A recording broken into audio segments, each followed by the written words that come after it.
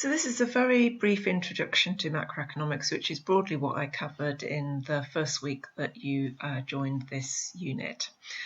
So just basically a recap, when we're looking, there is this distinction between micro and macroeconomics.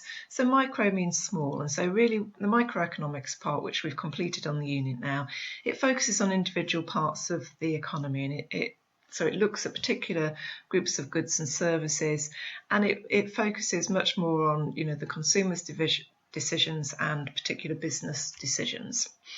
Whereas macro means big, and actually what it's doing is it's looking at the economy as a whole. Usually it takes the whole of the UK economy, and it looks at things like aggregate demand, and this is the total spending in the economy by consumers, but it's not just UK consumers, it can get consumers outside the UK. So particularly if we're thinking about the events sector, you will find that people travel to the UK, particularly for large scale events, and that also adds to that aggregate demand, as does some government spending. So sometimes they subsidise and spend on events, and firm spending, so they might invest in them. And then we've got aggregate supply, and this is the total national output of goods and services, and events are part of that services that we supply in the UK.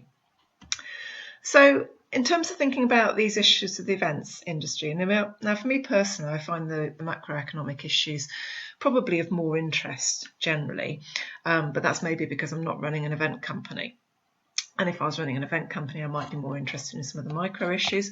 But the macroeconomic issues are very important for people who are running an events business, because it's important to understand these and know what's actually going on in the wider economy in terms of your decision making. So in terms of major macroeconomic objectives, these focus on GDP, that's gross domestic product, and economic growth. So we will look at that in the next recording. They focus on unemployment, because governments do not want a lot of unemployment. They focus on inflation, which they want to control. And they look at the balance of payments, which is how we sort of measure how the UK is doing relative to other countries, and exchange rates. And so in events, we're interested in the effects that these have on events, but also events can have an effect on these issues, and I will give you examples of those in coming weeks. So some kind of really key questions for us is the economy growing, and if so, how rapidly? Now, at the moment, we're in a period where the economy has contracted, because of the global pandemic. We ask questions like, what will happen to interest rates? Because if you have a loan on your business, you need to know if those interest rates are going to change. We want to understand, is unemployment low? And will there be staff for events? So at the moment, there's been a growth in unemployment, and therefore there are people available seeking jobs, which can be good news if you're looking for staff.